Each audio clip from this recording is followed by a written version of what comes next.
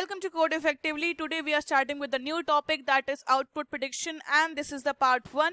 You have to predict the output of this following snippet of code. So let's start this video. In this video you are given a snippet of code and you have to find what will be the output of this function. This is the important question, and for sure as always question for around 5 marks in class 10th and class 12th, and all Java beginners, you should know how to do the dry run of the following method. So let's start.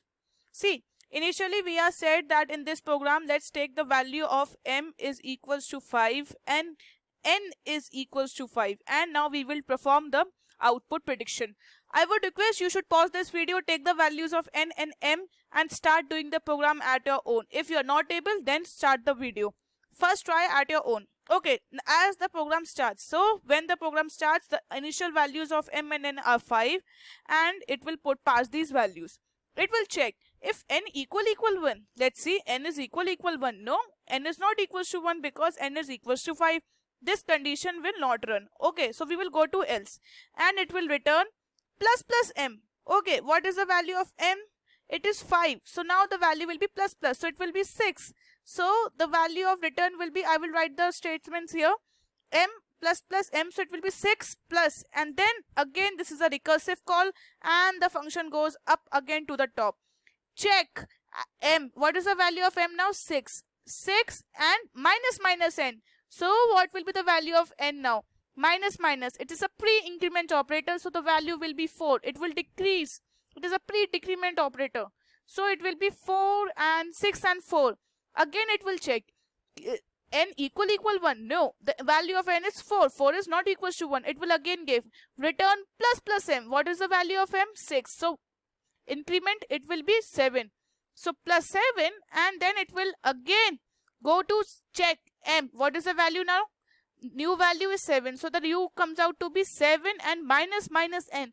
What is the value of n now? 4. And when we subtract 1, it will be 3. So it will return 7 and 3. 7 and 3 will go up.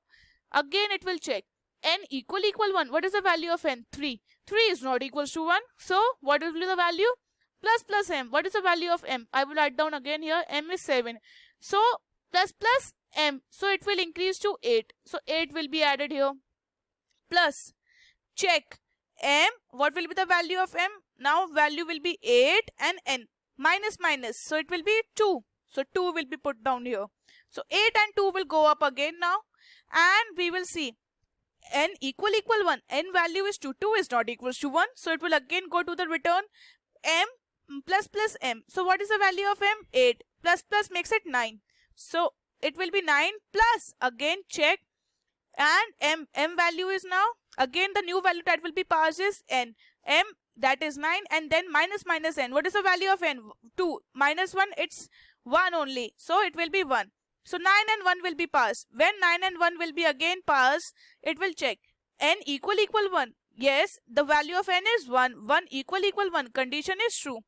Now it will return minus m minus. It is minus m minus. So first we have to solve this much. First we will solve this much and then the minus.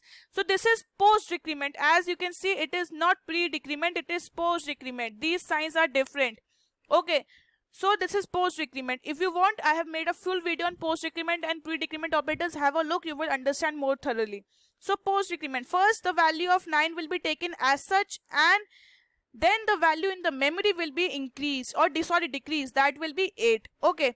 And that is, we have a minus sign also here, so it will be minus 9. So it will return minus 9 here. Minus 9. This is the output. That will be 6 plus 7 plus 8. Okay. Plus 9 and minus 9. See, 9 and 9 gets cancelled.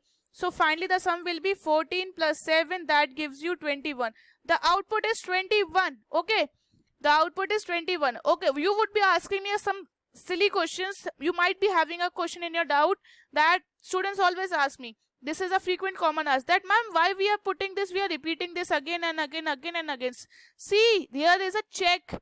As the function says check, and you see the name of the function is check, so it is making a recursive call. a function is calling again itself. This is a recursive call is being called. That's why I went again and again up. Okay, that's why. This is the most important reason. So according to my try run, the output is 21. Now let's see in a compile time ID whether the output is really 21 or not. Let's see. Check out. This is my IDE. I have already compiled the program and see the output was really 21. Okay, again I will compile it for you. 21. See, this is the exact snippet that I took from the program. I have to write a void main method because without void main the program won't run, and I passed the initial values of m and n as 5 only, and you can see the output came out to be 21. So this means this is correct. Our method was correct. You see the output is 21. So this is how you have to do the output prediction. It is a most important topic. You can't ignore this topic because it is a part of your board exam, and being the part, it is the most compulsory part also of your board exam. You can't leave. There is no choice. You can't leave. If you leave, you are losing 10 marks.